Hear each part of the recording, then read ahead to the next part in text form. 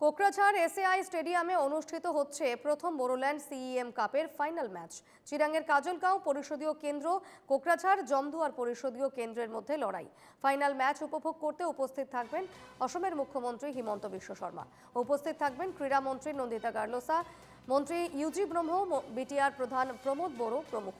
জয়ী দলকে দেওয়া হবে 1.5 লক্ষ নগদ এবং ট্রফি। রানার্স আপ দল পাবে ট্রফি ও নগদ 1 লক্ষ টাকা। আজি আমাৰ বড়োলেণ্ড CEM কাপ BCDC লেভেলৰ পৰা লৈ ডিষ্ট্ৰিক্ট লেভেলৰ পৰা লৈ এতিয়া কাউন্সিল লেভেলত আহি পাইছে। আজি আমাৰ যিটো ছেমি ফাইনেল মেচ আছিলে, দুটাও ছেমি ফাইনেল শেষ হৈ গ'ল।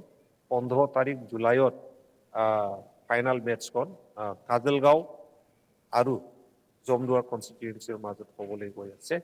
আৰু এইখন ফাইনেল মেচত আপোনাৰ অসমত মুখ্যমন্ত্ৰী ডক্টৰ হিমন্ত বিশ্ব শৰ্মা ডাঙৰীয়া তেখেতে উপস্থিত হ'ব মুখ্য অতিথি হিচাপে। আৰু আমাৰ অসমত sports and youth welfare minister Shrimati Nandita Gorlosa মেডামো ইয়াত অংশগ্ৰহণ কৰিব। আৰু আমাৰ লোকেল মিনিষ্টাৰ উৰ্খাৱৰা ব্ৰহ্ম ডাঙৰীয়াও ইয়াতে উপস্থিত হ'ব। আৰু আমাৰ বিটিআৰৰ প্ৰধান প্ৰমোদ বড়ো ছাৰো ইয়াত উপস্থিত থাকিব।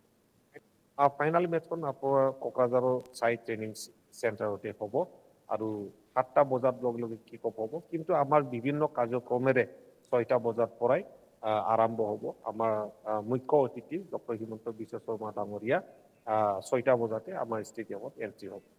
আৰু বিজয়ী দল আপোনাৰ 1.5 লাখ টকা